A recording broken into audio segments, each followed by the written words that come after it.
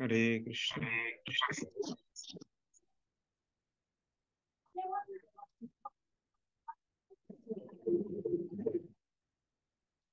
हरे कृष्ण। हाँ, प्रशांत आवाज येते? हो प्रोजेक्ट ओके।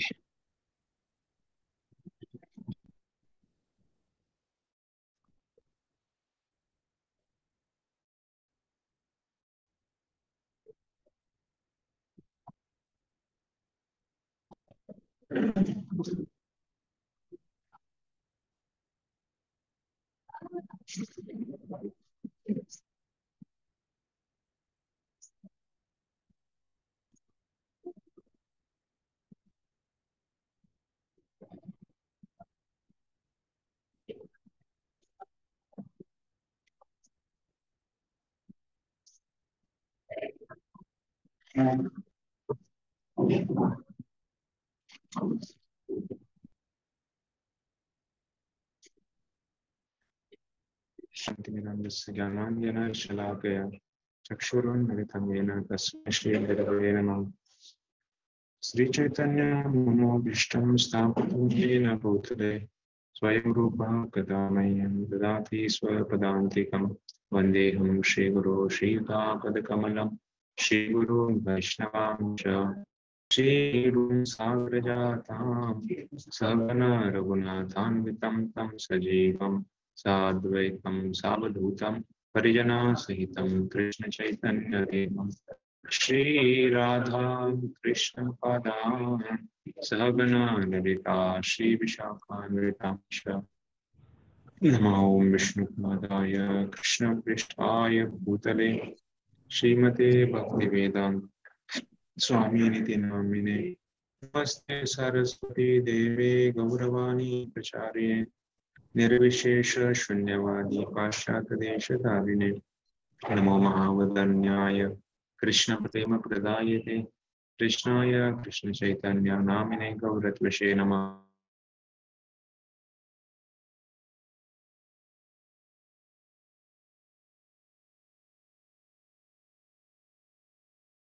वृन्दावनेश्वरी वृषभानुसुते देवी प्रणमामि हरिप्रिये वाञ्छाकल्पतरुभ्यश्च कृपासिन्धुभ्यैव च पतितानां पावनेभ्यो वैष्णवेभ्यो नमो नमः। जय श्री कृष्ण चैतन्य प्रभु नित्यानंद श्री अद्वैत गदाधर श्रीवासादि गौर भक्तवृंद।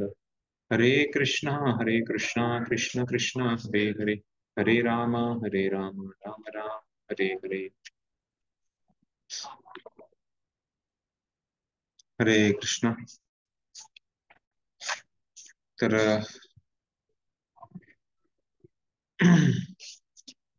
भक्ती रसामृत सिंधू पहिले आपण 6 गोस्वामींना समर्पण करून प्रार्थना गाऊन समर्पण करून आपण चालू करूया। षडगोस्वामी अष्टक दुसरा कडवा नानाशास्त्र विचारण परिपुनो सत्कर्म संस्थापको लोकानां हितारिणां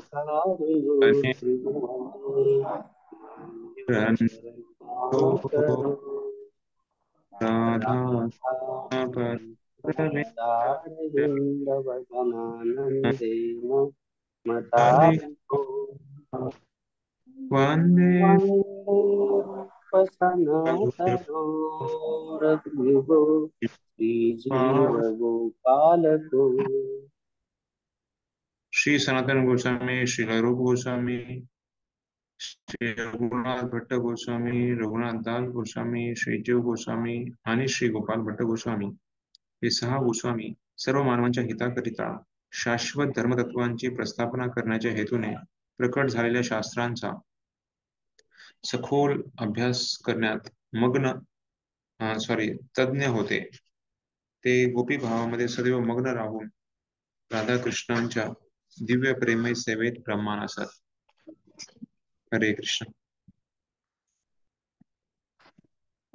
तर मागच्या वेळेस आपण चर्चा करताना काही भक्तांनी काही प्रश्न विचारले होते. तर आपण अध्याय 8 वर्जनी अपराध, तर या धड्यामध्ये आपण बघत आहोत. तत्पूर्वी काही प्रश्न आपण जे 7वा धडा, तर भक्ती मार्गातील नियमाविषयीची शास्त्रप्रमाणे, तर आपण मागचे बघतो कशा प्रकारे रूप गोस्वामींनी सगळ्या शास्त्रांचा पाया घेऊन हे सर्व तत्व समजून दिलेले आहेत.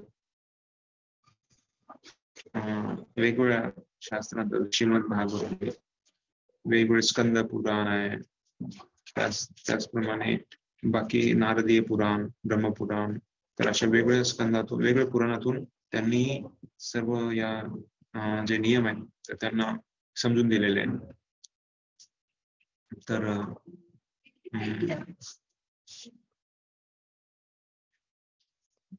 तर मागे आपण बघत होतो की देवी देवतांची उपासना आणि त्यानंतर कोणत्याही जीवाला दुःख देऊ नये.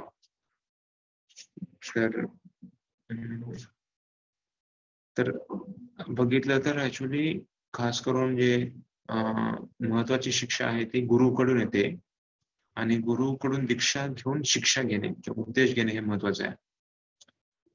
तर गुरुची पहिली निवड करणे, गुरुचा आश्रय घेणे आणि त्यांच्याकडून त्याच्यानंतर शिक्षा घेणे हे खूप महत्वाचं आहे. जोपर्यंत शिक्षा घेणार नाही तोपर्यंत गुरुबद्दलचं किंवा गुरुंनी जे स्वीकारलं आपल्याला तर त्याचं महत्व आपल्याला नाही कळणार आहे. त्यासाठी गुरु म्हणजे खूप इंग्लिशमध्ये हेवी म्हणतात, म्हणजे त्यांच्याकडे एवढं ज्ञान आहे की आपल्याला ते खूप काही देऊ शकतात, पण आपल्या क्षमतेनुसार ते आपल्याला ज्ञान देतात. देण्यासारखे खूप काही आहे, पण ते आपल्या क्षमतेनुसार ज्ञान देतात.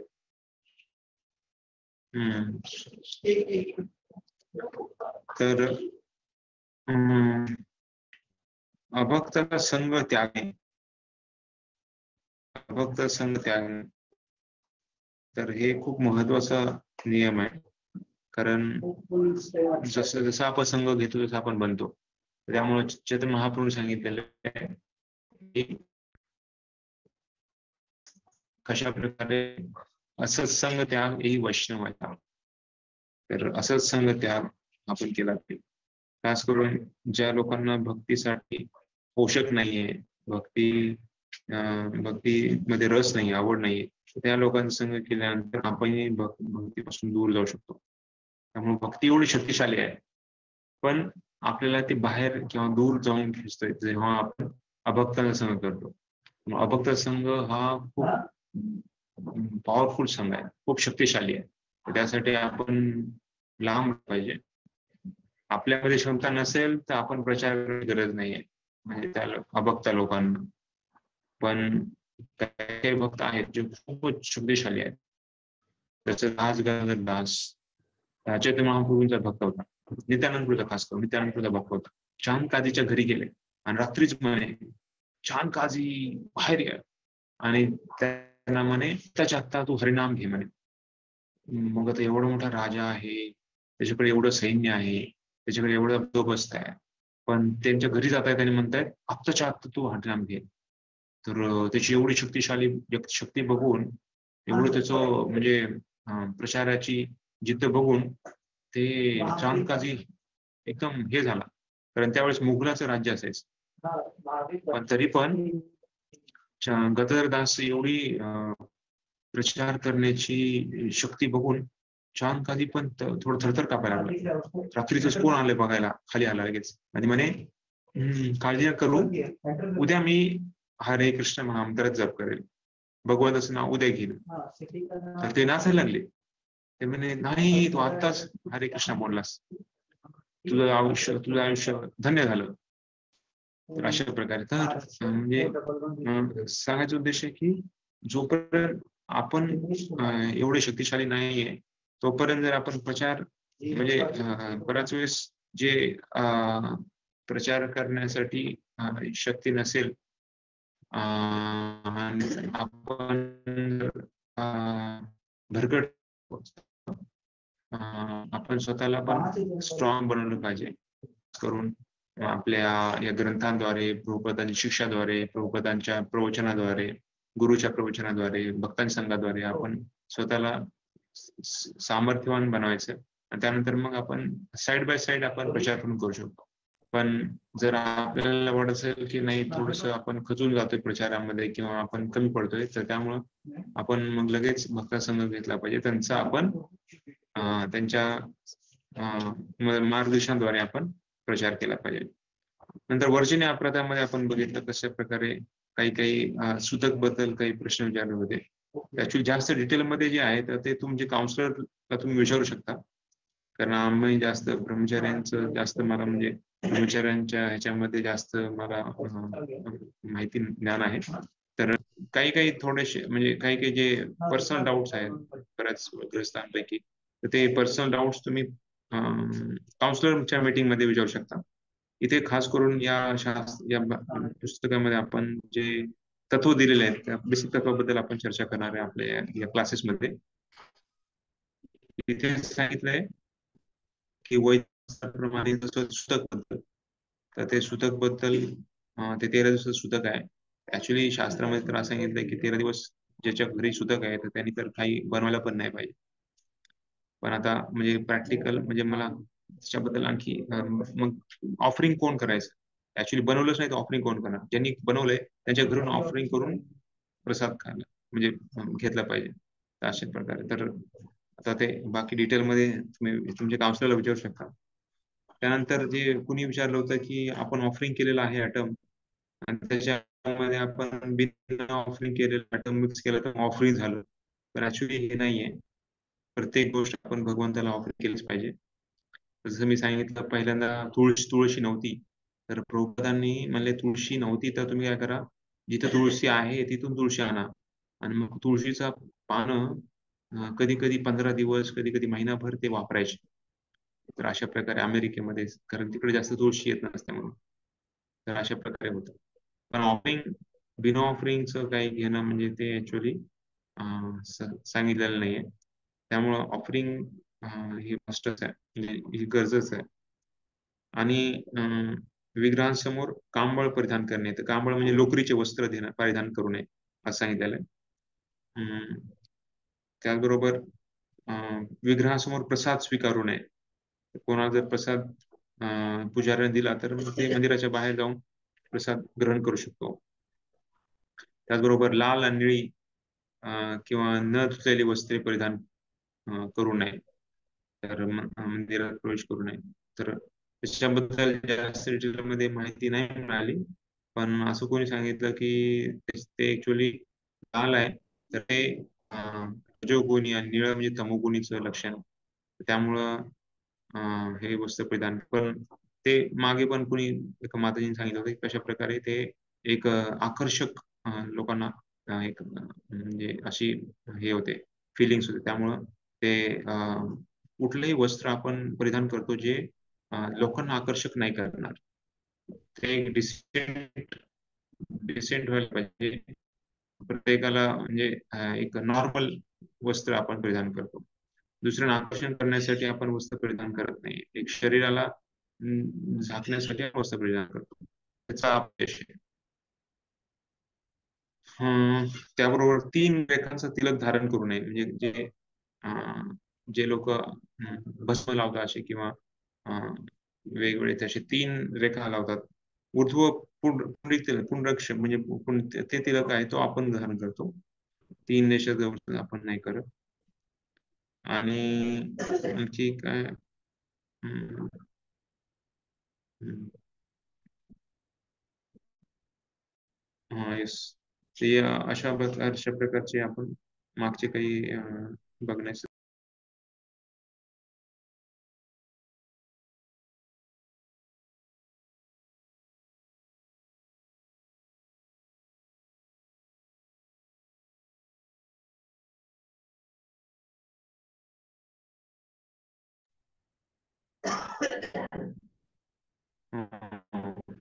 तर तर अशा प्रकारे हे 32 अपराधांची यादी दिलेली आहे. तर अशा प्रकारे मागे आपण याच्याबद्दल चर्चा केली होती. आणखी कोणाला काही याच्यामध्ये बोलायचं? हरे कृष्ण.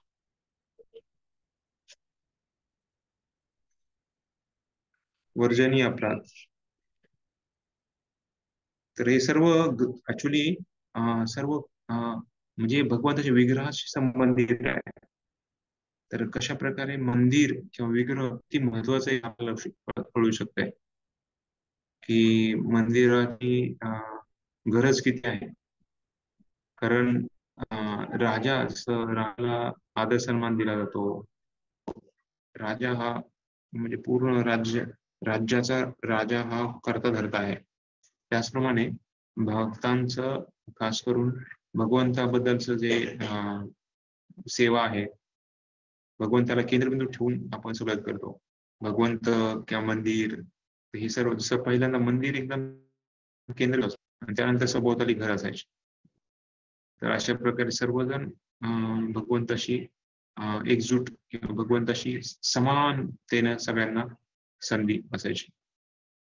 तर जसं आपण भगवंताशी आदान प्रदान करू तसं आपल्याला येथा मां प्रपद्यतां सदैव भजाम्यहम्.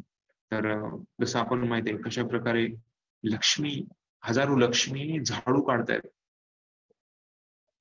तर तर आपण बघतो की छोटे पोरं पण झाडू काढतात. म्हणजे झाडू काढायची अशी काही मोठी गोष्ट नाहीये, एकदम सोपी गोष्ट आहे.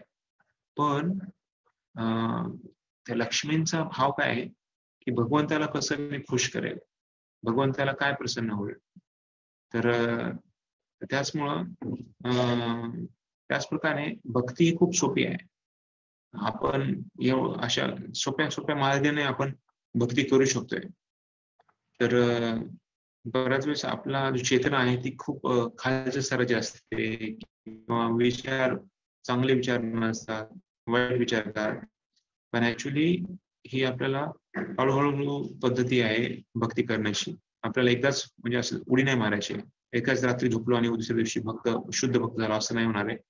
तर आपल्याला रोज हे दाखवायचं आपल्याला करून, आपल्या कृतीमध्ये, आपल्या वागणुकीमध्ये, आपल्या आदान प्रदान करण्यामध्ये किंवा आपल्या भक्तांच्या आदान प्रदानामध्ये आपल्याला हे दाखवायचं की कशा प्रकारे हे सर्व जे नियम किंवा हे सर्व जे आपण भक्तीचे वेगवेगळे शिकतोय मूल्य किंवा अंग, ते आपण आपल्या जीवनामध्ये कसं आपण पालन करणार. तर ठीक आहे, तर पुढे आपण चर्चा करूया आणि त्यानंतर मग नाम अपराध चालू होईल. ओके, नाम अपराधच करायचं डायरेक्ट आपण. आता मागे आपण बघितलंय, ठीक आहे. तरी एकदा पान नंबर 77 मध्ये इतर नियम असे आहेत की, पान नंबर 77 मध्ये कोणी वाचेल का?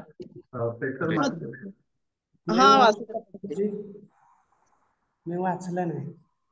इतर नियम असे आहेत की अवैष्णवाने शिजवलेला अन्नाचा नैवेद्य भगवंतांना अर्पण केला जाऊ नये, अभक्तासमोर अर्चा विग्रहांची पूजा केली जाऊ नये आणि अभक्ताचे दर्शन करीत असताना विग्रहांची सेवा करू नये. भक्तिमय सेवेचा आरंभ गणपतीच्या पूजनाने करावा, कारण गणपती मनुष्याच्या भक्ती मार्गातील सर्व विघ्नांचा नाश करीत असतो. ब्रह्मसंहितेत असे म्हटले आहे की गणपती सदैव भगवान नरसिंह देवांच्या चरण कमळांची पूजा करीत असतो व त्यामुळेच तो सर्व विघ्नांचा नाश करण्यासाठी सर्व भक्तांकरिता अतिशय मंगलदायी झालेला आहे. म्हणून सर्व भक्तांनी गणपतीची पूजा करावी. नखे किंवा बोटांनी दूषित झालेल्या पाण्याने अर्चा विग्रहांचा अभिषेक केला जाऊ नये. जर एखाद्या भक्ताला खूप घाम येत असेल तर त्यावेळी त्याने विग्रहांची पूजा करू नये. अशा प्रकारे शास्त्रांमध्ये इतरही अनेक निषेध दिलेले आहेत. उदाहरणार्थ विग्रहांना अर्पण केलेली फुले मनुष्याने ओलांडून जाऊ नये, अथवा ती पायदळी तुडवू नयेत, अथवा त्याने भगवंतांच्या नावावर शपथ घेऊ नये. असे हे अनेक सेवा अपराध आहेत व भक्ताने अत्यंत काळजीपूर्वक ते सर्व टाळावेत. पुढचं वाचू काय? पुढचा पॅराग्राफ वाचू काय प्रभूजी? एक पॅराग्राफ. पद्मपुराणात असे म्हटले आहे की एखाद्या मनुष्याचे जीवन जरी पापमय असले तरीही त्याने भगवंतांची पूर्ण शरणागती स्वीकारल्यास भगवंत त्याचे संपूर्ण संरक्षण करतात. म्हणून भगवंतांना शरण गेलेला मनुष्य पापमुक्त होतो हे अटळ सत्य आहे. जरी एखाद्याने प्रत्यक्ष पूर्ण पुरुषोत्तम भगवंतांचा अपराध केलेला असला तरी देखील त्याने भगवंतांच्या नामाचा आश्रय घेतला व हरे कृष्ण कृष्ण कृष्ण हरे हरे, हरे राम राम राम हरे हरे असा मंत्र जप केला तर त्याचा उद्धार होऊ शकतो. दुसऱ्या शब्दात सांगावयाचे तर सर्व प्रकारची पापे नष्ट करण्यासाठी हरे कृष्ण मंत्र अत्यंत उपयुक्त आहे. म्हणून एखाद्याने हरे कृष्ण मंत्राप्रती अपराध केले तर मात्र त्याच्या उद्धाराची शक्यता नाही. हरे कृष्ण प्रभू. धन्यवाद. हरे कृष्ण. आणखी एक गोष्ट की आता कार्तिक महिना चालू झालेला आहे, दिवस झाले.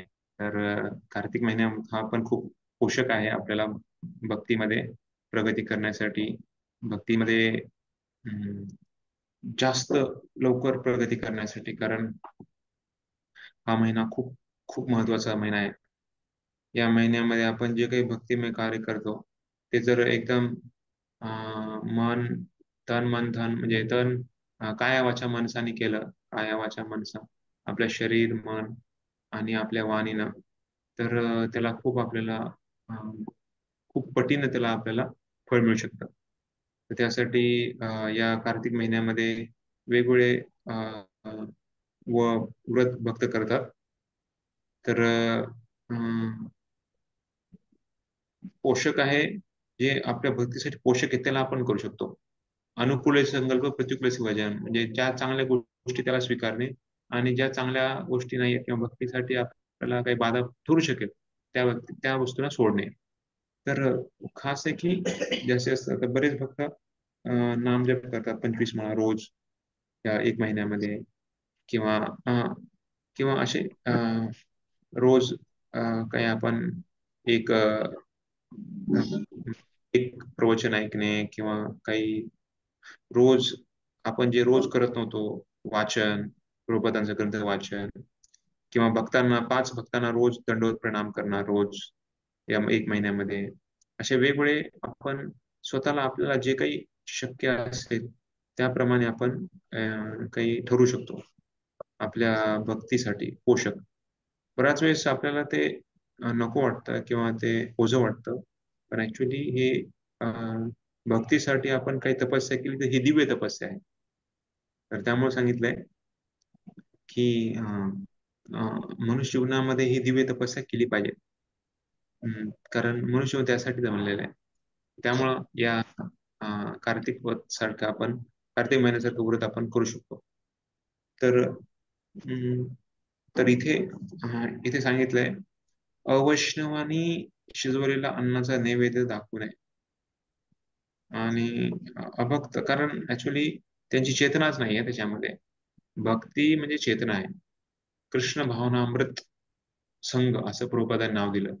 भावना किती महत्वाची आहे. तर त्यासाठी आपली जे बनवतोय जेवण, तर ते ऍक्च्युली त्याची चेतना त्याच्यामध्ये जाते. त्याच्यामुळे खूप महत्वाचं आहे की आपण प्रसादच खाल्ला पाहिजे.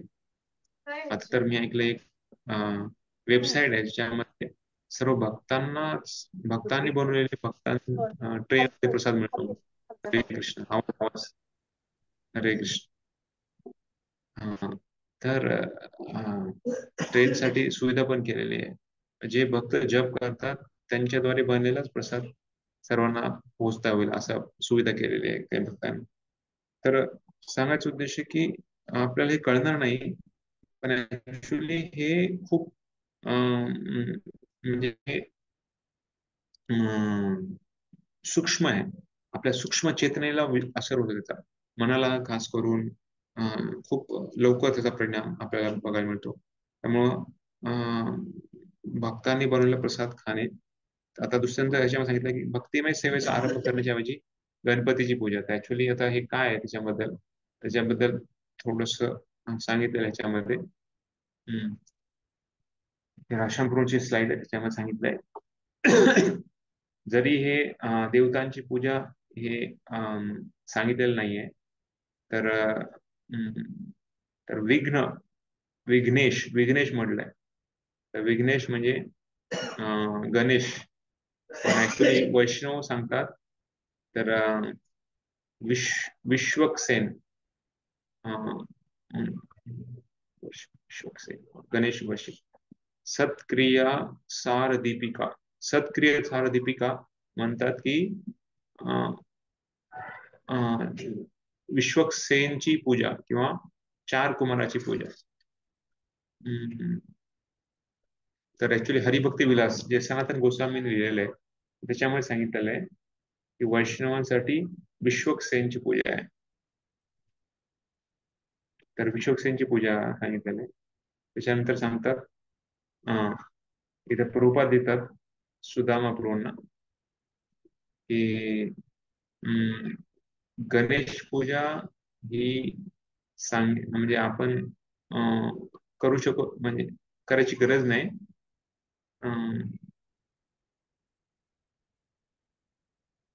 ही करायची गरज नाही असं सांगितलं आहे. प्रभुपाद 1974 21 नोव्हेंबरला 1974ला हा पत्राच्या व्यवहारामध्ये लिहितात. नंतर दुसऱ्या एका पत्रामध्ये पण लिहितात प्रभुपाद गणेश पूजा जे तुम्ही म्हणता ते जरूरत नाहीये. आणि जर तुम्हाला गणपतीची पूजा करायची असेल, जी आपल्या जीवनामध्ये जे काही अडथळे येतील ते दूर करण्यासाठी, खास करून भक्तिमय अडथळे दूर करण्यासाठी, तर म्हणजे त्या उद्देशासाठी करू शकतात. दुसरं एक आणखी ह्याच्यामध्ये म्हणजे खास करून ऍक्च्युअली देवदेवतांची जे आपण प्रार्थना करतो त्यामुळे उद्देश काय आहे की त्यांना प्रार्थना करायची की आपल्या भक्तीमध्ये आपण कृष्णमती असतो. मला कृष्णाबद्दल आणखी आकर्षण प्रति वाढू द्या, यासाठी आपण देवदेवतांना आपण प्रार्थना करू शकतो. पण त्यांनाच तेच महान आहे, तेच सर्व आहे असं जर मानत असेल तर ते मग चुकीचं आहे. जसं हिरण्यकश्यपूनी आता आम्ही म्हणजे मंदिरामध्ये जे सेक्शन चाललेलं आहे 7व्या स्कंदामध्ये, त्यांनी एवढी गुणगान गायलं की ते म्हणतात की तुम्हीच सर्व काही आहे, सर्व कारणाचे कारण, सर्व देवांचे देव, अधिपती सर्व तुम्हीच आहात. ब्रह्माजीलाच त्यांनी सर्व महान मानलं. तर हे अयोग्य आहे. तर इथे सांगितलं प्रभुपाद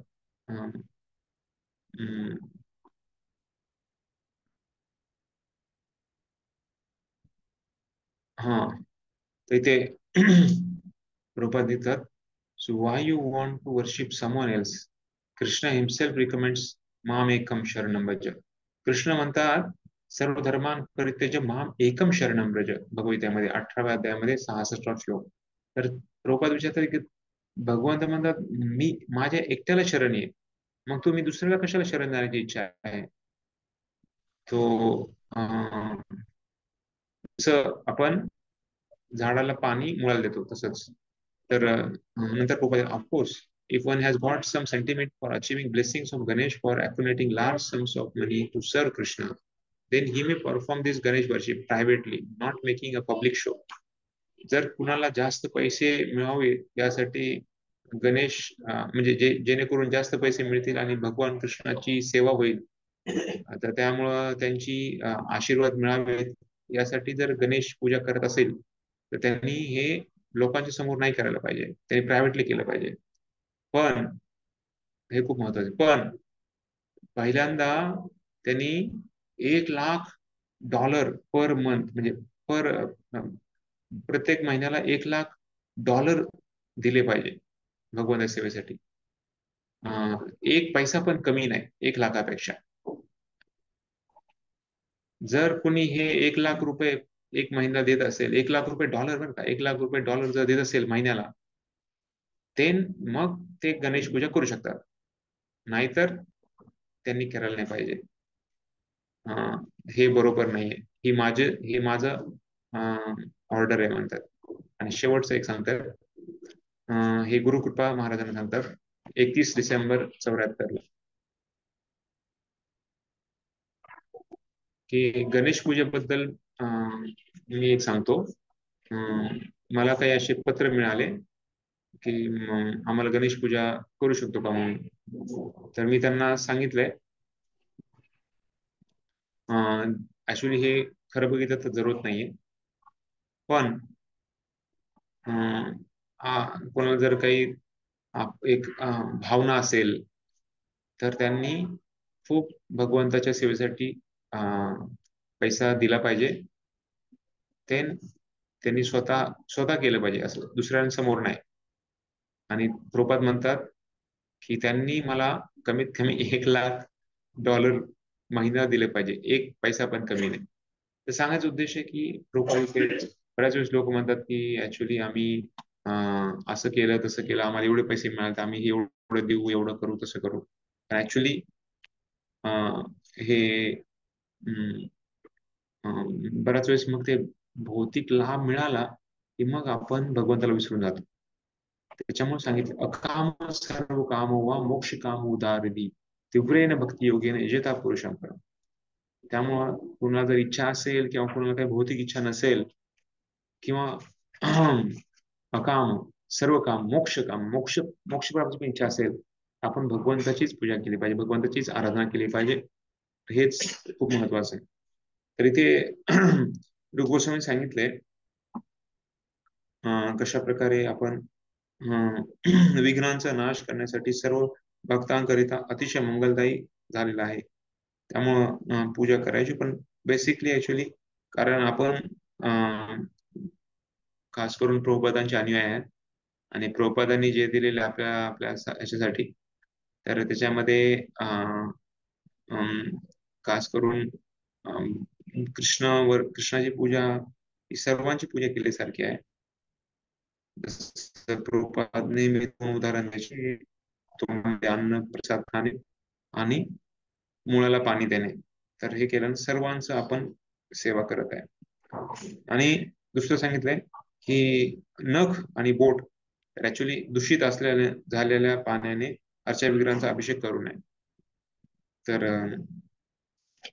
बऱ्याच वेळेस नखामध्ये किंवा बोट शुद्ध नसतं, त्याची घाण आहे त्याच्यामध्ये जाऊ शकते. बऱ्याच वेळेस आपण कुकिंग करताना आपण बऱ्याच वेळेस खास करून माताजी लोक ऍक्च्युली जेव्हा आपण कुकिंग करतो तेव्हा जर नख शुद्ध नसेल, नख बरोबर नसेल, त्याच्यामध्ये जर काही घाण असेल तर त्याच्यामधून ती मळ असेल तर तो त्याच्यामध्ये जाऊ शकतो.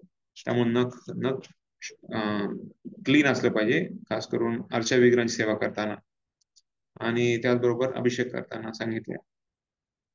तर विग्रहांना अर्पण केलेली फुले मनुष्याने ओलांडून जाऊ नये किंवा पायदळी तुडू नये किंवा त्याने भगवंतावर नावावर शपथ घेऊ नये.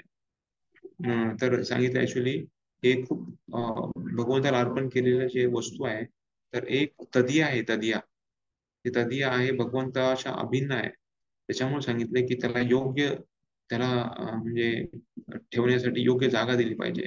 जे खास करून भगवंताला अर्पण केलेले फुलं किंवा फोटो, तर हे खूप महत्वाचं आहे.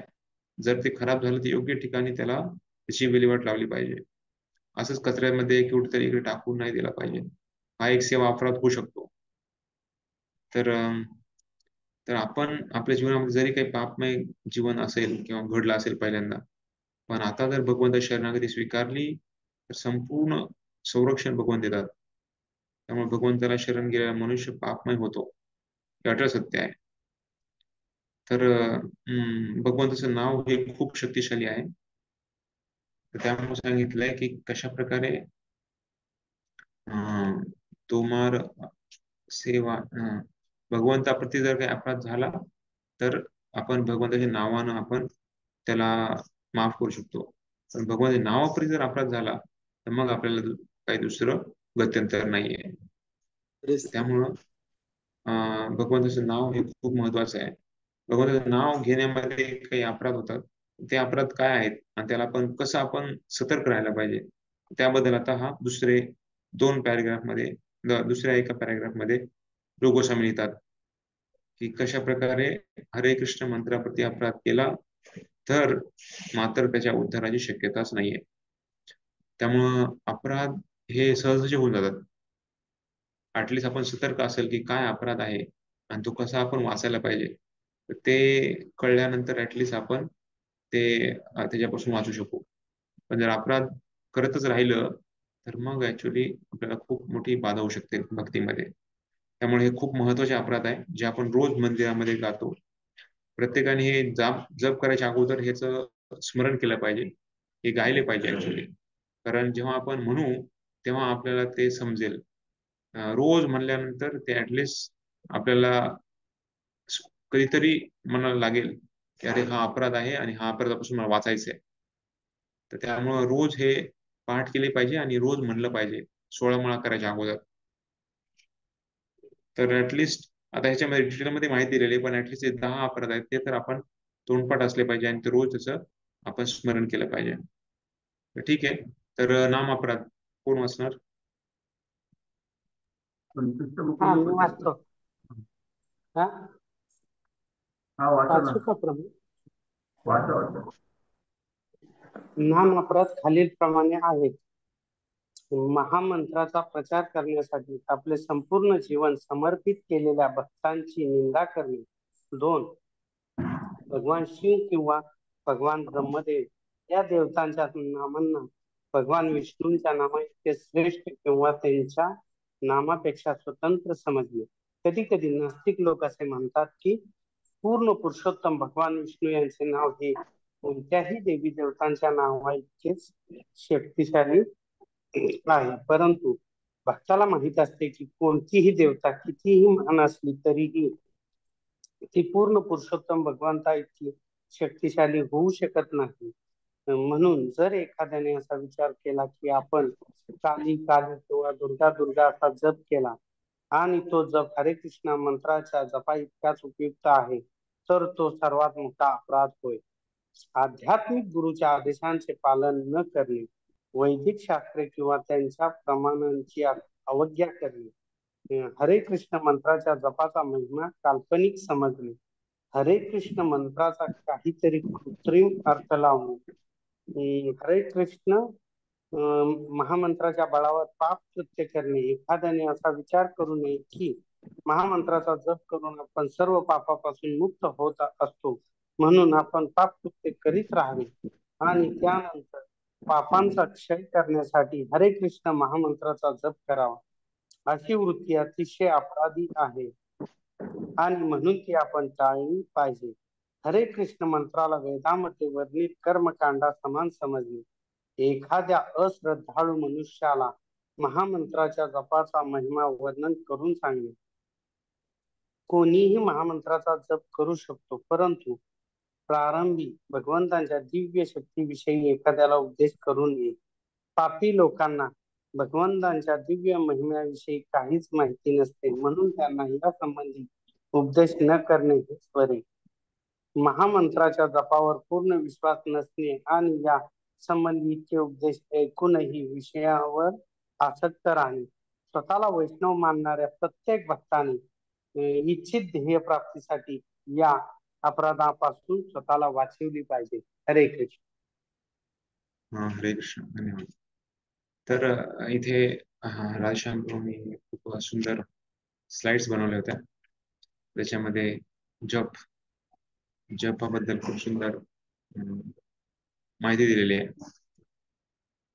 आपण कशामुळं हरे कृष्ण महामंत्र म्हणतो श्री प्रभुपाद सांगतात. तर ऍक्च्युली आपण सर्व आत्मा आहोत. आत्मा हा स्वाभाविकताच भगवंताचा अंश आहे. त्यामुळे भगवंताचा अंश आहे, भगवंताची भक्ती करणे स्वाभाविक आहे. पण जसं नित्यसिद्ध कृष्ण प्रेम साध्य कबून आहे, श्रवणाची शुद्ध चित्ते हे करहो उदय. नित्यसिद्ध कृष्ण प्रेम साध्य कबून आहे म्हणजे नित्यसिद्ध कृष्ण प्रेम आपल्याला आपण हे कृष्ण प्रेम हे स्वाभाविक आहे. आपला हा स्वभाव आहे. जसं पाण्यामध्ये असणं मासाला स्वभाव आहे, त्याचप्रमाणे भगवंताची भक्ती करणे, भगवंताची नातं असणं हे आपलं स्वाभाविक आहे. पण जसं हे शुद्ध पाणी जेव्हा आभाळातून खाली पडतं, तर जेव्हा ते मग मातीशी मिळतं तेव्हा ते गढूळ होतं. त्याचप्रमाणे आपण जेव्हा आत्मा आहोत, आत्मा शुद्ध आहे, पण या भौतिक जगामध्ये या भौतिक प्रकृतीशी जेव्हा आपण बरोबर संबंध येतो तेव्हा मग आपली चेतना पण दूषित होते. आणि त्यामुळे मग आपण जी भौतिक गोष्टी आहेत, ज्या भौतिक गरजा आहेत, भौतिक ज्या आपल्याला भौतिक जगामध्ये जे काही वस्तू आहेत, त्या वस्तूला आपण भोग करण्यामध्ये आपण एवढे त्रस्त होतो, प्रयत्न करतो. आणि त्यामुळे मग खूप काही एका म्हणजे आपण गुरफटले जातो त्याच्यामध्ये. आणि मग जसं हिरण्यकशिपूनी पण या प्रकृतीला पूर्ण कंट्रोल करण्याचा प्रयत्न केला त्यांनी. स्वतःच मी स्वामी आहे, मला सगळं काही अधिकार. मग जो पापी आहे तो स्वर्गात जाईल आणि जो पुण्यवान आहे तो नरकात जाईल. अशा प्रकारे त्यांनी म्हणजे पूर्ण प्रकृतीलाच आधिपत्य करण्याचा प्रयत्न केला. मग काय होईल? मग ऍक्च्युली अशा प्रकारे जर आपली भावना असेल तर मग आपल्याला मायाचा प्रभाव आपल्याला मिळेल. तर मग आपण मायाचे दास बनू. कृष्णदास बनायचे का मायाचे दास बनायचे आपल्याला ठरवायचंय. तर अशा प्रकारे जर मायाची चांगुलीपासून आपल्याला वाचायचं असेल तर आपण भगवंताच्या नामाचं स्मरण, नामाचं कीर्तन आणि असं केलं तर आपली जी भौतिक चेतना आहे ती कमी होईल आणि आध्यात्मिक चेतना आपल्या जागृती होईल. नित्यसिद्ध कृष्ण प्रेम साध्य कबू नाही, श्रवण आदी शुद्ध चित्तई करवोदय. श्रवण आदी म्हणजे श्रवण, कीर्तन, स्मरण, वंदन, पाद सेवन, अर्चन, दासन, साखेम, आत्मनिवेदन, अशा प्रकारचे 9 पद्धती आहेत. 9वी भक्ती आहे. तर त्याद्वारे आपलं पुन्हा एकदा भक्ती जागृती होईल. पुन्हा एकदा आपण भगवंताचे दास बनू. तर कशामुळे आपल्याला हरे कृष्ण नाम जप करायचा आहे? तर हे या आपल्याला तर हे जी दुःख आपल्या जीवनामध्ये येत आहे, जे आपण जीवनामध्ये आपण वेगवेगळे क्लेश आपण अनुभव करत आहोत, तर त्याच्यापासून आपल्याला सुटका मिळण्यासाठी तर सांगितलंय की हे एक मनावर काहीतरी बिंबवलेलं नाहीये, जप करा जप करा. तर ऍक्च्युली हे आपली जी मी सांगितलं नित्यसिद्ध कृष्णप्रेम, आपलं कृष्णप्रेम आपल्या प्रत्येकामध्ये आहे.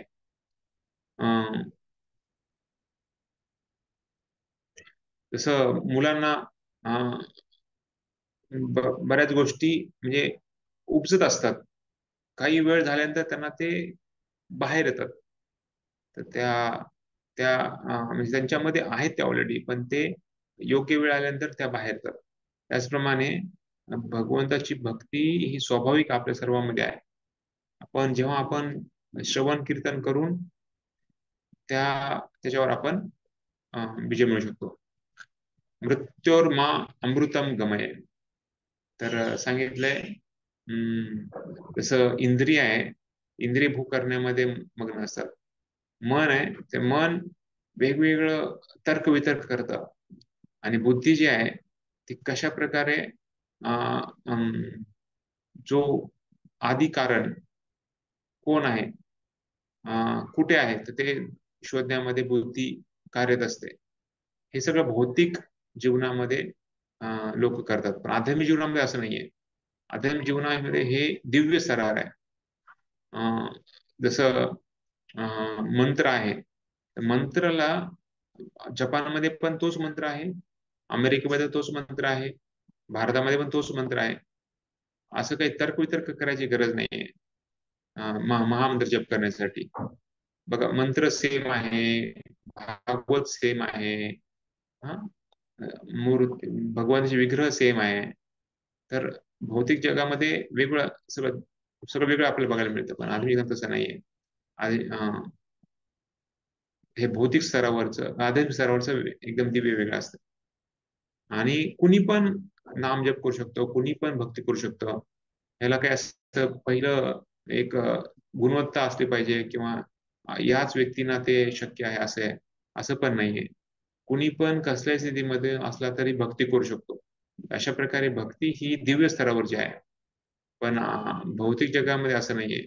जर कोणाला इंजिनियर बनायचं असेल, डॉक्टर बनायचं असेल किंवा कोणी PhD करत असेल तर त्याला पूर्ण शाळेतून जावं लागणार आहे. एवढी पदवी, एवढी डिग्री मिळवली तरच त्याला पुढे मग ऍडमिशन मिळेल. तर असंही कोणीच म्हणू शकत नाही, डॉक्टर म्हणा, इंजिनियर म्हणा, कोणी पण. तर भगवंत प्रभुपाद कसे अमेरिकेत गेले होते, हिप्पी लोकांच्या मध्ये बसले होते. कुणी गांजा पित आहे, कुणी सिगारेट पित आहे, कुणी दारू पित आहे, कुणी आणखी वेगवेगळ्या वेशामध्ये वेश घातलेला आहे. पण प्रभुपादांचं एकदम चेतना काय होती, तर ते वैकुंठ आहे. का? कारण तिथे भगवंताच्या नामाचा जप चाललेला आहे. जिथे भगवंताचा नामाचा कीर्तन आणि जप चालतो ते वैकुंठ आहे असं प्रभुपादांनी म्हणले.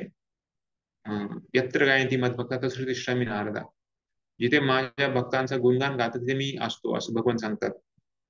तर त्यामुळं प्रभुपादांना बाकीच्या बाहेरच्या वातावरणापासून त्यांना काही प्रभाव नाही झाला. तर दुर्गा शक्ती आणि जी आध्यात्मिक शक्ती आहे ती राधाराणी.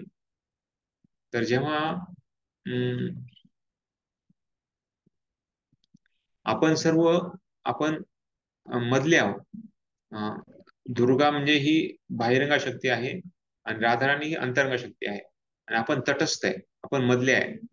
आपण जेव्हा दुर्गाच्या सानिध्यात असतो किंवा बहिरंगा शक्तीच्या बरोबर असतो तेव्हा ते आपल्याला स्वाभाविक नाहीये. ती आपल्याला जसं पाणी असतं कमळाच्या ह्याच्यावर कधी पण ते ढासू शकतं खाली, त्याचप्रमाणे आपली पण त्यावेळेसची ही असते, त्यावेळेसची स्थिती असते. आणि जेव्हा आपण हरा म्हणजे राधाराणीच्या किंवा आपण जे अंतरंग शक्ती आहे त्याच्या संबंधात येतो तेव्हा आपण स्वतःला एक आनंदाची अनुभूती करतो. ते आपल्याला स्वाभाविक आपलं वातावरण आपल्याला मिळू शकतं. त्याचबरोबर सांगितलंय कशा प्रकारे जे जीव आहे ते एक मुलगा आहे, हरा म्हणजे एक माता आहे म्हणजे आई आहे आणि हरी म्हणजे एक पिता आहे. तर पिता म्हणजे वडील म्हणजे भगवंत, आई म्हणजे राधाराणी आणि आपण सर्व त्यांची मुलं आहे. तर अशा प्रकारे हरा कृष्ण आणि राम, तर हे महामंत्र आहे. हरे कृष्ण महामंत्र काय आहे तर 3 गोष्टी आहेत. हरे म्हणजे हरा म्हणजे राधाराणी, कृष्ण म्हणजे साक्षात कृष्ण आणि राम. तर राम म्हणजे बऱ्याच वेळेस लोक म्हणतात की म्हणजे अयोध्यापती राम किंवा कोणी म्हणतं परशुराम, कोणी म्हणतं बलराम. पण ऍक्च्युली जर खरं बघितलं तर राम म्हणजे काय, आपण वैष्णवांनी काय समजलं पाहिजे, कोणाला सांगू शकते?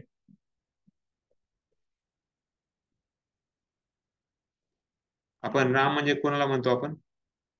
हरे कृष्ण बलराम. प्रभू, नमन करणारे. हा, मर्यादा पुरुषोत्तम. एक एक सांग. बलरामांना बलराम, ओके. नंतर आणखी कोणी?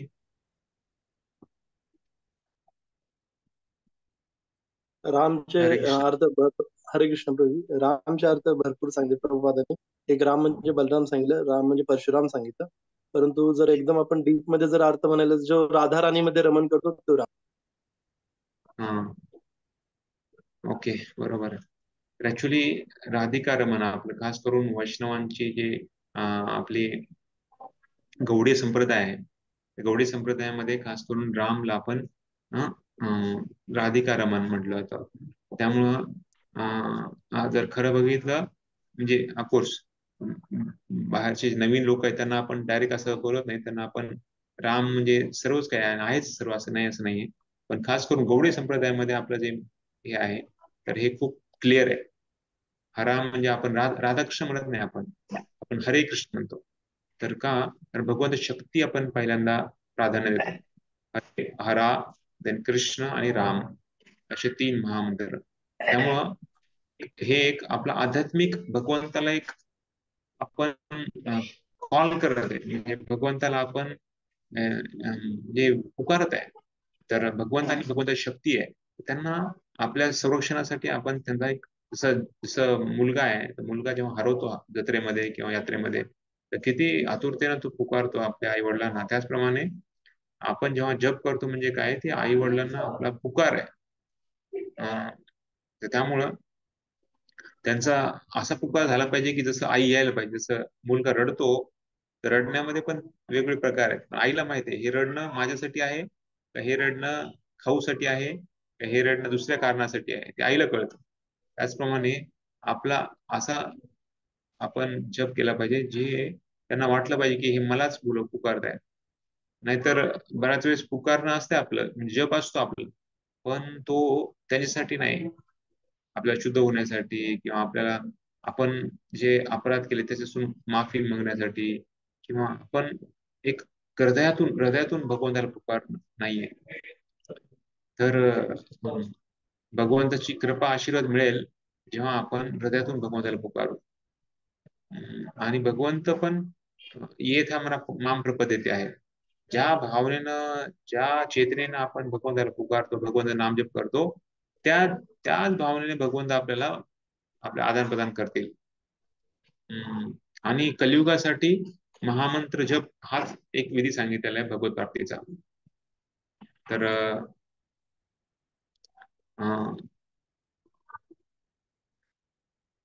हे पाप नष्ट करतं, त्याचबरोबर सर्व काही मंगल होऊन जातं.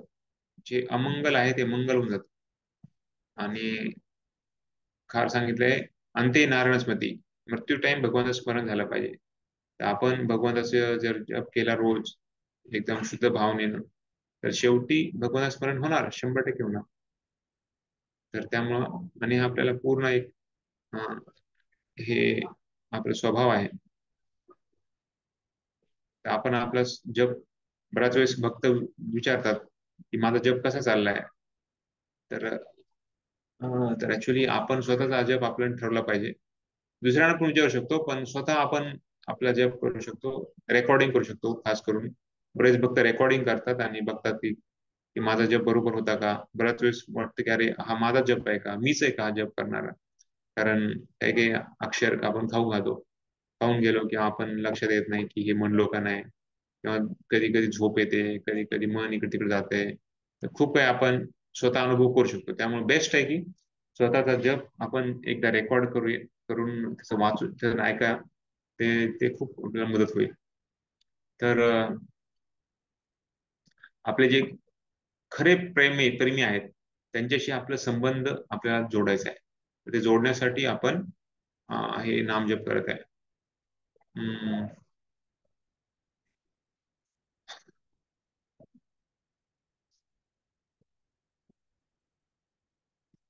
तर सांगितलंय ऍक्च्युली हे बऱ्याच वेळेस काही काही म्हणजे जपाचे सेमिनार असतात. जप किती चांगला करावा, कसा चांगला करावा, त्याबद्दल वेगळे सेमिनार असतात. तर त्याच्यामध्ये हा एक मुद्दा आहे. ते सांगतात की जसं तुम्ही खूप कुणाला तरी एका व्यक्तीला तुम्ही खूप प्रेम करताय, तर मग त्या व्यक्ती बरोबर तुम्हाला कशा प्रकारचे संबंध प्रस्थापित करण्याची इच्छा आहे. तर त्याच्यामध्ये 5 त्यांनी ऑप्शन दिलेत. तर मला घृणा आहे, मला त्या व्यक्तीबरोबर राहण्याची, किंवा मला इच्छा आहे त्याच्याबरोबर राहण्याची, पण मी पूर्ण प्रयत्न करतो की त्याच्याबरोबर राहण्यासाठी, किंवा मला त्याच्याबरोबर राहायचंच आहे. मला मला मी प्रेम करतो त्याच्याबरोबर राहण्यासाठी, म्हणजे मला ते खूपच खूपच आवडतं अशा प्रकारे. तर जो व्यक्ती आपल्याला खूप आवडतो त्याच्याबरोबर आपल्याला राहायला खूप आवडतं. तर त्याच्यासाठी आपण अतुताट प्रयत्न करू. तर त्याच प्रकारे इथं सांगतात की आपण आपला जो जेव्हा आपण आपली माळ उचलतो जप करण्यासाठी, तेव्हा एक चेतना आपली बनवली पाहिजे की मला हे जप करायला मिळते म्हणून करणार आहे, की मला आवडते म्हणून करणार आहे, की जसं मी प्रेम प्रेम प्रेम जो प्रेमी व्यक्ती असतो त्याच्यासाठी मी काही करता त्याप्रमाणे मी जप करणार आहे, किंवा मला आता एक घृणास्पद आहे, म्हणजे आता बापरे आता काय करू, आता मला झोपायचं होतं किंवा मला दुसरं जायचं होतं, आता मला जप करावं लागणार आहे. तर नाही तर मग मंदिरामध्ये प्रसाद नाही मिळत जर तुम्ही जप नाही केला तर. मग त्यामुळे आता कसाल तरी करायचा आहे, जप करायचा मग करायचा. अशा प्रकारे चैतन्य. त्यामुळे ऍक्च्युली शुद्ध भावनेनं आपण जप केला पाहिजे. हा, तर जसं आपण म्हणतो ना की 10 अपराध म्हणतो आपण, त्याच्यानंतर एक लाईन म्हणतो, काय म्हणतो आपण, प्रत्येक भक्ताने या सर्व नामप्रमाणे वाचलं पाहिजे, ज्यामुळे त्याला शीघ्रात शीघ्र अभिषेक म्हणजेच कृष्ण प्रेम प्राप्त होईल. तर जे सर्व अपराध हे कशापासून चालू होतात, मूळ काय आहे की ऍक्च्युली हे आपण म्हणजे अटेन्शन नाहीये, म्हणजे आपण त्याला महत्व देत नाहीये, तर मग ते मेकॅनिकल होऊन जातं. तर त्यामुळे कृपा तिथे येतं की while you chant you here असो, जेव्हा तुम्ही जप करा तेव्हा तुम्ही ऐका पण तुमचं दुसरं मन दुसरीकडे तिकडे जाऊ देऊ नका. नाहीतर ते नामजप म्हणायला नामजप होईल आणि विचार दुसरंच काहीतरी आहे. तर ऍक्च्युली आपण कृष्णाचा विचार केला पाहिजे. जर दुसरं कृष्णाचा विचार येत नसेल किंवा भगवंताचा विचार नसेल तर आपण कृष्ण भावनामृत नाहीयेत. तर सगळ्यात चांगलं काय आहे की नामजप हरे कृष्णा म्हणणे आणि प्रत्येक शब्द ऐकण्याचा प्रयत्न करणे, तर ते खूप शक्तिशाली आहे असं प्रभुपाद लिहितात लॉस एंजेलिस मध्ये. तर सांगितले इथे बरेच कारण सांगितले कशामुळे आपण एक म्हणजे झोपल्यासारखं किंवा थकवा आल्यासारखं किंवा म्हणजे योग्य स्थिती नसते आपल्या जपमध्ये. का? कारण आपण रात्री खूप जास्त खातो किंवा 6 तास झोप घेत नाही किंवा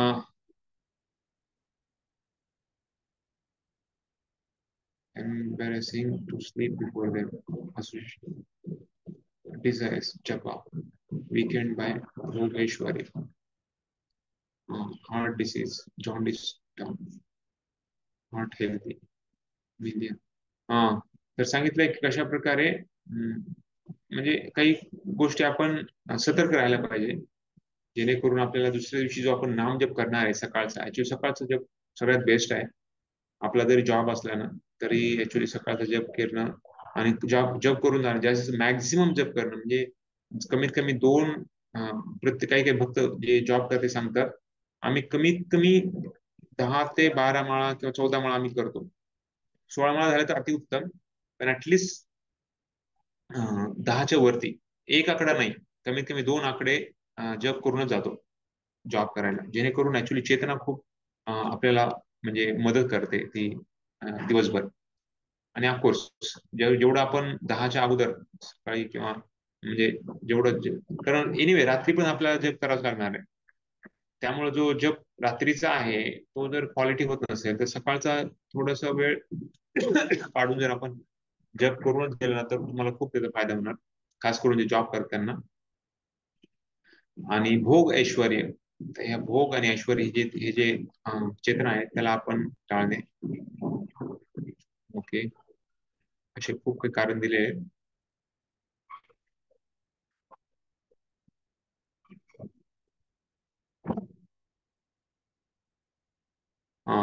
मनस्त्रायते इति मंत्र सांगितलंय की जर आपली चांगली चेतना ठेवायची असेल आपल्या जपामध्ये तर 4 गोष्टी सांगितल्यात.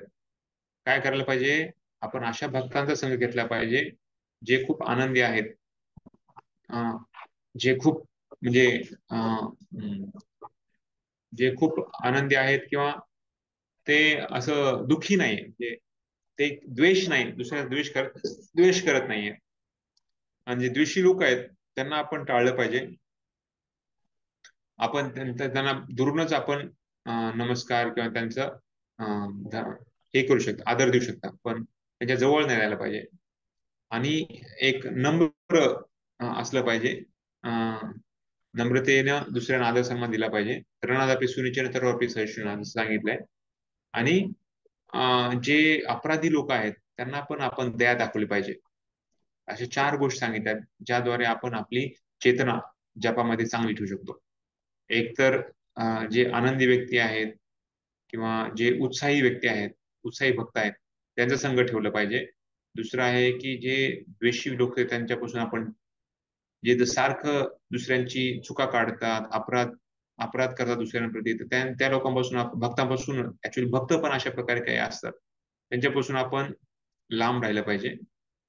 आणि तिसरं आहे की आपण सर्वांना आदर सन्मान दिला पाहिजे किंवा आपण स्वतःला जी सहानुभूती आहे ते जे आपण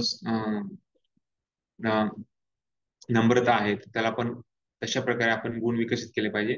आणि खास करून शेवटचं म्हणजे जे अपराधी लोक आहेत त्यांना पण आपण दया दाखवली पाहिजे. तर अशा प्रकारे मंत्र जप सांगितलाय जे आपल्या मनाला शुद्ध करू शकतं. श्रील प्रभुपाद सांगायचे की भक्तांनी भगवंताच्या सेवेमध्ये एवढा वेळ पूर्ण मग्न असलं पाहिजे, बिझी असलं पाहिजे की त्याला मायाला 1 मिनिट पण आतमध्ये येण्याची जागा नसली पाहिजे.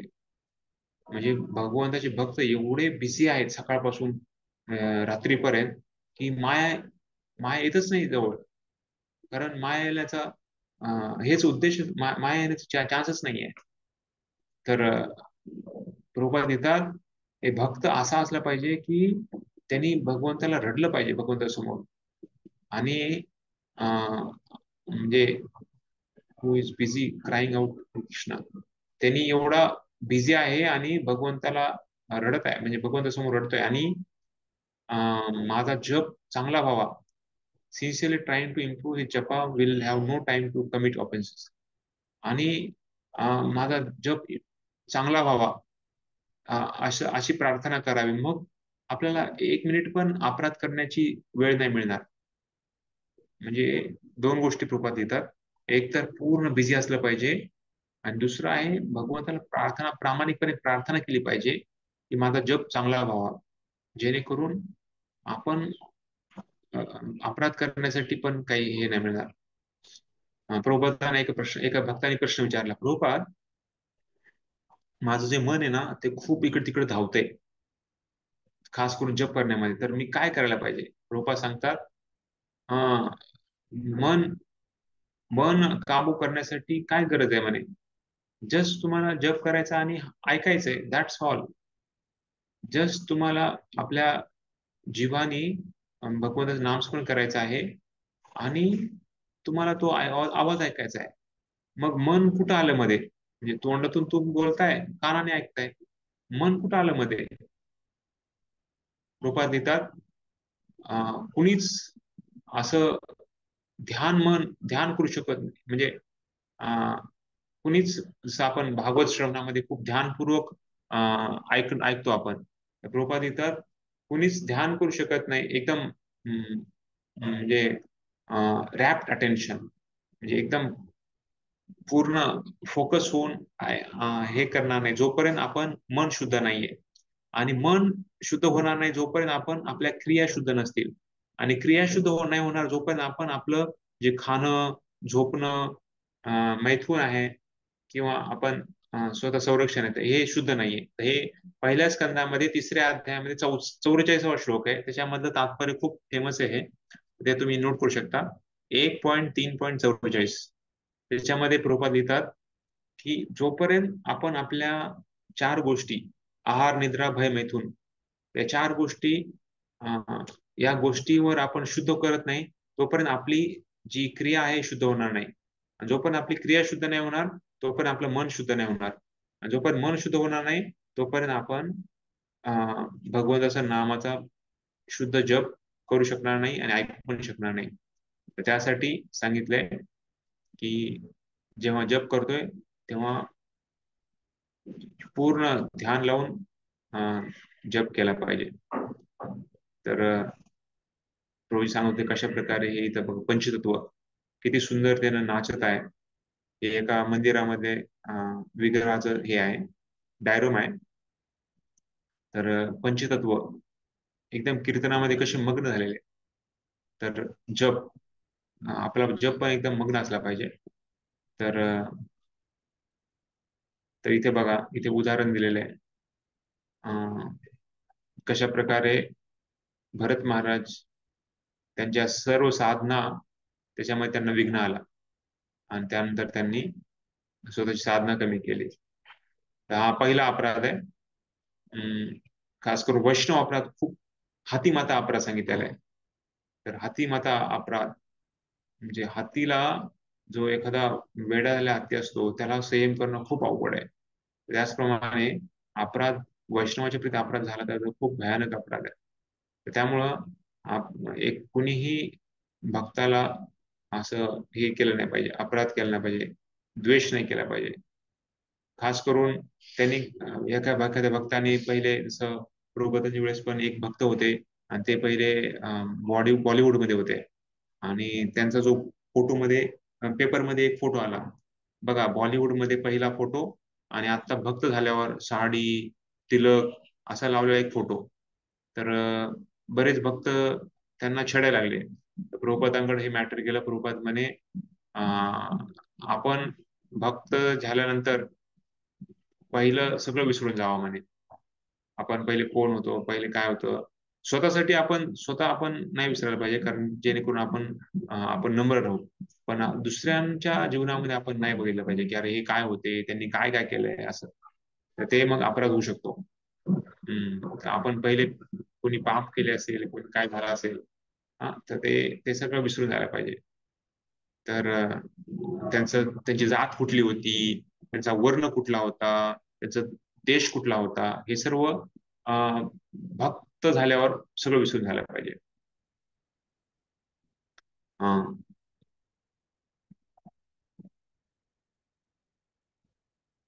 हा which offences take offender to hell. तर नरकामध्ये कोणते अपराध घेऊन जाऊ शकतात? तर भक्तांप्रती झालेले, कोणी जर कोणी द्वेष केलाय, कोणी मारलंय, कोणी दंडोत प्रणाम करत नाही, किंवा कोणाला आनंद होत नाही भक्तांना बघितल्यावर, तर आणि कोणी त्याच्यावर राग आणतंय, तर हे सर्व अपराध आहेत, ते आपल्याला नरकात घेऊन जाऊ शकतात. सांगितलंय कशा प्रकारे वैष्णव अपराध होण्याचं कारण काय? असंच संघ, म्हणजे संघ बरोबर नाही मिळाला, त्यामुळे आपल्याला अपराध होतो. तर 3 प्रकारचे भक्त असतात: उत्तम भक्त, उत्तम वैष्णव, कनिष्ठ वैष्णव आणि मध्यम वैष्णव. तर हे सर्व डिटेलमध्ये आहे.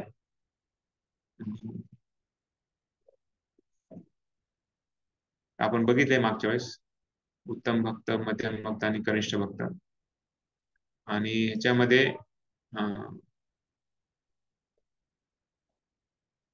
जर कुणा भक्तांबरोबर जर अपराध झाला असेल, तर आपण काय केलं पाहिजे की साधूंच्या बरोबर जवळ गेलं पाहिजे, आणि एक आपण म्हणजे आपण त्यांना माफी मागितली पाहिजे, आणि रडलं पाहिजे, आणि मी खूप पापी आहे, मी खूप पतन झालेलं माझं, अशा प्रकारे तुमचा आशीर्वादाशिवाय मला दुसरं काही गत्यंतर नाही. आणि मग त्यांच्या कृपेनेच आपलं हृदय शुद्ध होऊ शकतं, स्वच्छ होऊ शकतं, आणि नरम होऊ शकतं. जे हृदय कठोर होऊन जातं, जेव्हा अपराध होतात ना, ते कठोर होऊन जातं हृदय, एक एक दगडासारखं एक कठोर होऊन जातं. पण जेव्हा आपण आपली व्याधी, आपली आपली जी मनोभावना आहे किंवा दुःखमय स्थिती आहे, ती आपण प्रकट करतो, तर तेव्हा मग हृदय नरम होऊन जातं. आणि मग ते भक्त भक्त पण ऍक्च्युली भक्त पण असं अपराध घेत नाही. खरा भक्त आहे तो कुणाचा अपराध घेत नाही. तो स्वतःला म्हणतो, अरे हा, मीच कमी आहे, बरोबर आहे, माझ्यामध्ये काहीच नाहीये, अशा प्रकारे. त्यामुळे पहिला हा अपराध खूप महत्वाचा आहे, शक्तिशाली अपराध आहे, त्यातून आपण स्वतःला वाचलं पाहिजे. दुसरा अपराध सांगितलाय कशा प्रकारे शिवजी, ब्रह्मा किंवा यांना भगवंता समोर किंवा भगवंताच्या सोबत किंवा भगवंतापेक्षा अभिन्न मानणे. तर सांगितलंय की भगवंताची जी जागा आहे ती खूप दिव्य आहे. या भौतिक जगाच्या पलीकडं, भौतिक 3 गुण आहे त्याच्यापेक्षा पलीकडे आहे. तर भगवंताची जी शक्ती, जे शरीर आहे ते आध्यात्मिक आहे, आणि ते शुद्ध सत्वनी बनलेलं आहे, गोलोकपती आहेत. आणि एवढंच नाही, तर विष्णूचे पण त्याच्यापासून विष्णू पण त्याच्या पुढे येतात.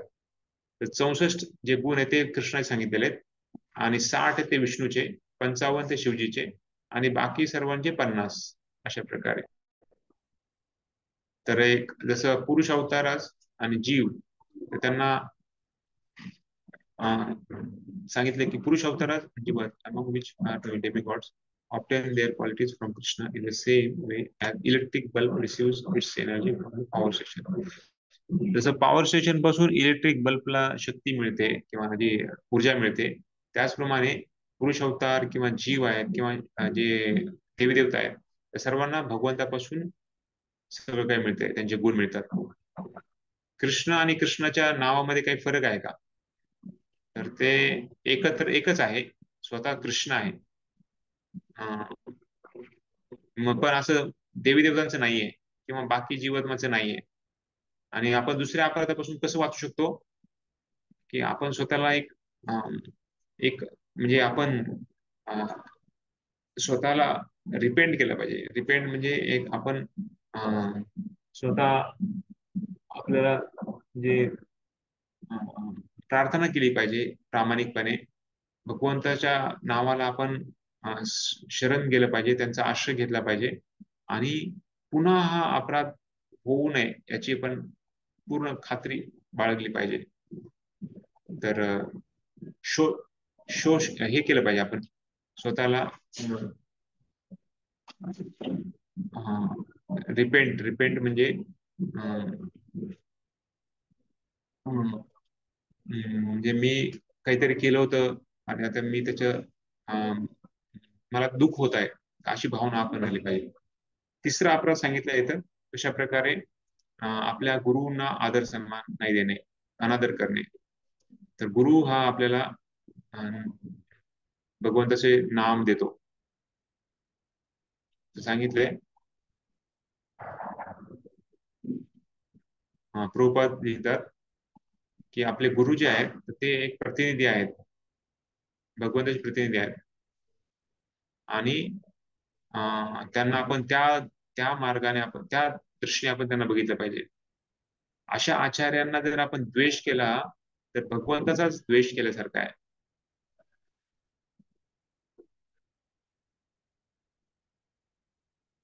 तर गुरु म्हणजे कोण, ज्याला कृष्ण तो माहिती आहे. जय कृष्ण तत्ववेत्ता से गुरु होय. जय कृष्ण तत्ववेत्ता, जो तत्ववेत्ता कृष्णाचं तत्व आहे ते आपण जाणतो त्याला गुरु म्हणलं जातं. ज्याचे 6 वेग आहेत ते त्याच्या संयम मध्ये आहेत.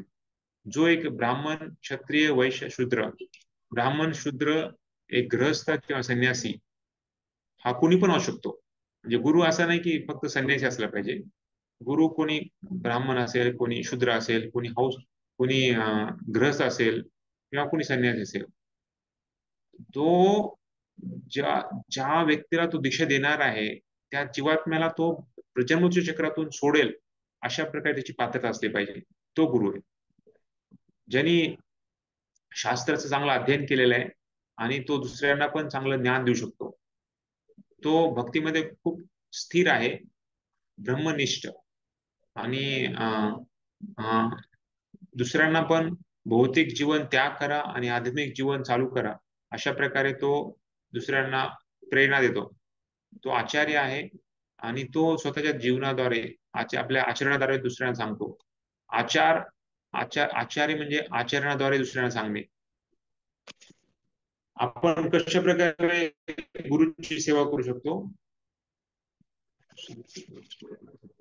तर आपण काय करायला पाहिजे आणि काय नाही केलं पाहिजे गुरुची सेवा करताना त्याच्याबद्दल सांगितलेलं आहे. एखाद्या व्यक्तीनं काय केलं पाहिजे गुरुची सेवा करताना, तर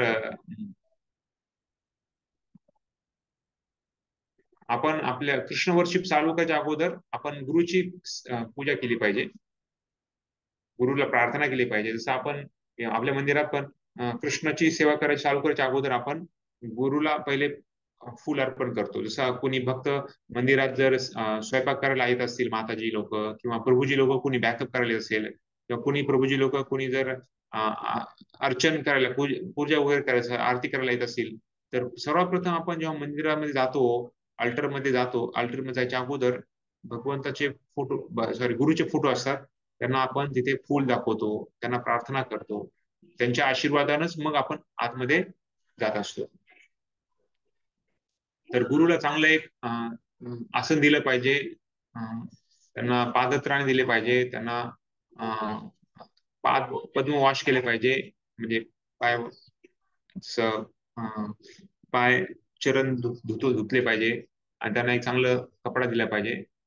त्यांच्या परमिशननं मग आपण राधाकृष्णाची पूजा करतो.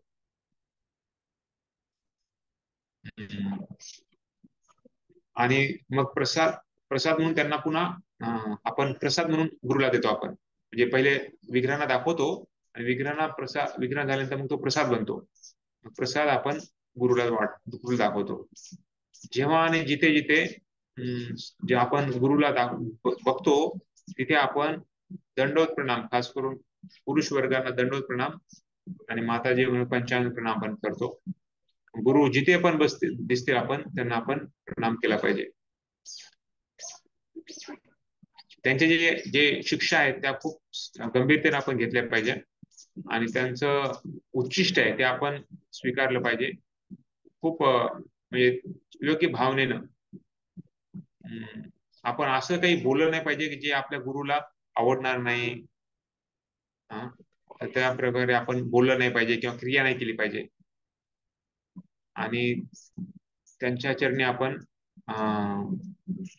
नतमस्तक झालं पाहिजे आणि त्यांना प्रार्थना केली पाहिजे. कशामुळे तिसरा अपराध कशामुळे होतो आणि ते आपण कसं वाचलं पाहिजे.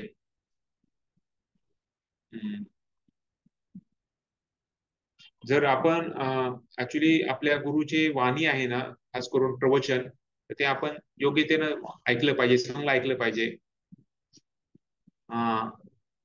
जसं काही काही गुरूंना भौतिकदृष्ट्या या शारीरिकदृष्ट्या काही योग्य म्हणजे काही काही असेल, कमी असेल, किंवा जसं मी मागच्या वेळेस भक्तीराव महाराजांचं पण दाखवलं, परमपूज्य भक्तीराव महाराज एका पायाने एक पाय त्यांना ह्याच्यामध्ये गेला होता. अशा प्रकारे काही भौतिक दृष्ट्या किंवा शारीरिक दृष्ट्या काही त्यांच्यामध्ये काही हे असेल तर त्या दृष्टीने आपण नाही बघितलं पाहिजे. त्यांना आपण आध्यात्मिक दृष्टीने बघितलं पाहिजे आणि आपण त्यांच्या संतुष्टीसाठी प्रयत्न केला पाहिजे. नाहीतर मग आपण जर हे नसेल केलं आणि तर मग आपण त्यांचा अपराध होऊ शकतो. असे शास्त्रामध्ये पण काही अपराध आहेत, जे उदाहरण आहेत ज्यांनी अपराध केला होता. खास करून इंद्राने आपल्या गुरु बृहस्पतीला अपराध झाला होता. रामचंद्रपुरींनी माधवेंद्रपुरींना अपराध झाला होता. रामचंद्रपुरींनी कसं बघितलं की काय हे माधवेंद्रपुरी आहे, ते कृष्णा कृष्णा असं म्हणतात, भगवंताचं नामस्मरण करतायत. ब्रह्मनमध्ये ब्रह्मनचं नाव घ्या म्हणे, ब्रह्मन आपण गेलं पाहिजे. इंद्राने गुरुला आदर दिला नाही जेव्हा गुरु आले होते तेव्हा, त्यांच्या समोर नृत्य चाललं होतं, त्याच्यामध्ये ते मग्न होता. तर अशा प्रकारे अपराध झाले तर आपण अपराध मागू शकतो. अपराध झाले तर आपण माफी मागू शकतो. उदाहरण आहेत सुदर्शन चक्र, दुर्वासमुनीच्या मागे सुदर्शन चाललं होतं तेव्हा सुदर्शन चक्र चाललं होतं. दुर्वासमुनी अमरीश महाराजांच्या प्रति अपराध झाला होता. शेवटी सगळीकडे गेले दुर्वासमुनी, पण त्यांना काही मदत झाली नाही. शेवटी मग त्यांनी अमरीश महाराजकडे येऊनच त्यांना अपराधाचं माफी मागितली. ब्रह्माजीने कशा प्रकारे सगळ्या गायींचे वास्त्र आणि मुलं सगळ्यांना चोरी नेले होते. तर दक्ष त्यांनी पण अपराध केला होता आपला गरिष्ठ झाल्यानंतर.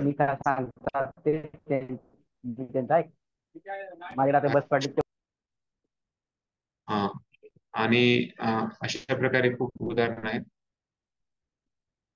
आणि एक शेवटचा बघूया आता आज, चौथा.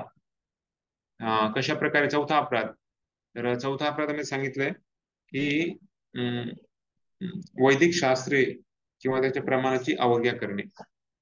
तर चौथा अपराध जसं वेद आहे, तर वेद हे 4 जे मानवी त्रुटी आहेत त्यापासून वेद हे पवित्र आहेत, ह्याच्या बाहेर. जसं इंद्रिय अपूर्ण इंद्रिय आहेत, किंवा आपल्याला आपण बऱ्याच वेळेस चुका करतो, किंवा आपण अज्ञानामध्ये असतो, बऱ्याच वेळेस आपण अज्ञान होऊन जातो, किंवा आपण दुसऱ्यांना फसवतो किंवा आपण फसवलं जातो. अशी 4 जे त्रुटी आहेत त्या त्रुटीपासून वेदामध्ये नाही त्या त्रुटी. कारण वेद अशा व्यक्तीने दिलेले आहेत जे या 4 त्रुटीपेक्षा पलीकडे आहेत. तर त्याला तर खास करून व्यासदेवाने जे सर्व लिहिलेले आहेत त्यामुळे यामध्ये त्रुटी नाही आहेत. बाकी भौतिक जगामधलं जे काही आहे ज्ञान, ते सगळं या त्रुटी ज्या व्यक्तीमध्ये त्रुटी आहेत त्या व्यक्तीने ज्ञान दिलेलं आहे, त्यामुळे त्या ज्ञानामध्ये पण त्रुटी असणार.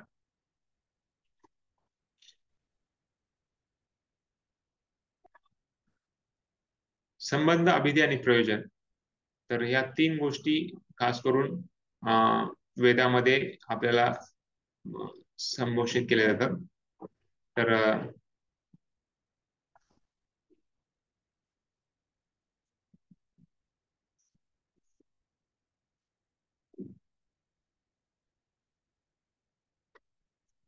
तर वेदावर कशा अपराध काय आहे सांगितलं याच्यामध्ये. तर ऍक्च्युली सांगितलंय की वेदामध्ये सांगितलंय जप ही सगळ्यात महत्वाची जी पद्धती आहे, विधी आहे भगवंताला प्राप्त करण्याची. त्याच्यामुळं वेदांना म्हणजे वेदांना द्वेष देणं किंवा वेदांमध्ये अपराध मानणं हे सगळ्यात मोठा अपराध आहे.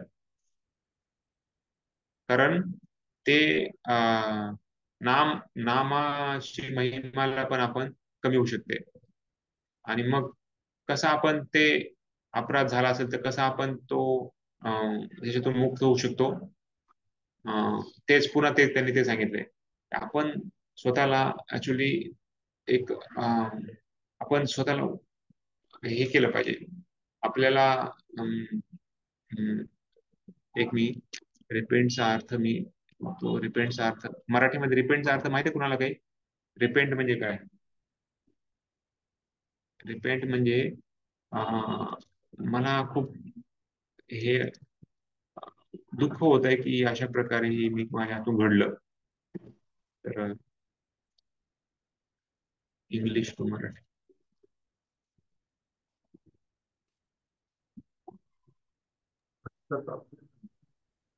काय अर्थ आहे?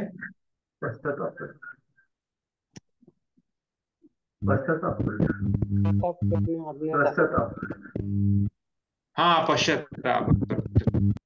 आपल्याला पश्चाताप झाला पाहिजे की अरे मी माझ्या हातून हे घडलं, हे असं घडायला नव्हतं पाहिजे. तर खूप आपण स्वतःला पश्चाताप केला पाहिजे. आणि त्या त्या ग्रंथाला आपण जसं ग्रंथ म्हणजे काय, जसं चैतन्य चरितामृत आहे, तर हे सर्व ग्रंथ आहेत किंवा चैतन्य भागवत आहे. तर डायरेक्ट वेदामध्ये आपल्याला ते डायरेक्ट मिळणार नाही. पण ऍक्च्युली हे भगवंताच्याच संबंधी असलेले ग्रंथ आहेत. त्यांना त्यांच्याकडे जर कुणी अपराध केला तर तो मोठा अपराध होऊ शकतो. त्याच्यामध्ये पण कशी हरिनामाची माहिती दिलेली आहे. त्यामुळे ते हरिनाम अपराध आहे, त्यामुळे तो अपराध आहे. कुणी म्हणेल की अरे वेदांचा अपराध कसं काय नाम अपराध होऊ शकतो? ऍक्च्युली तो आहे का, कारण त्या वेदामध्ये नामाचं महत्व आहे. आणि त्यामुळे A to B, B to C, म्हणजे आपण जर वेदाला अपराध केला तर तो डायरेक्ट नामाचा अपराध होऊ जाईल. त्यामुळं आपण वेदाला पण अपराध केलेला ते चौथा अपराध झालेला.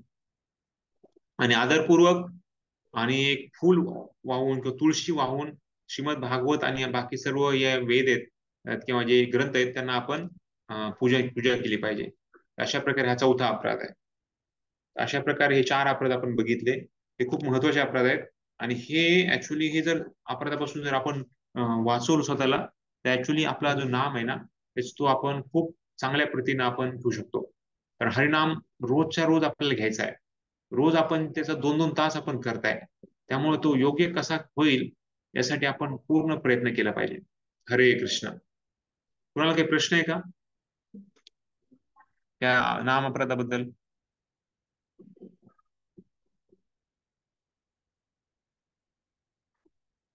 तर बेसिकली खूप डिटेलमध्ये आज बघितलं आपण हे नाम अपराध. पण जो महत्वाचा जो मुद्दा आहे की ऍक्च्युली जो नाम आहे हे नाम खूप शक्तिशाली आहे. हा साक्षात भगवंत आहेत.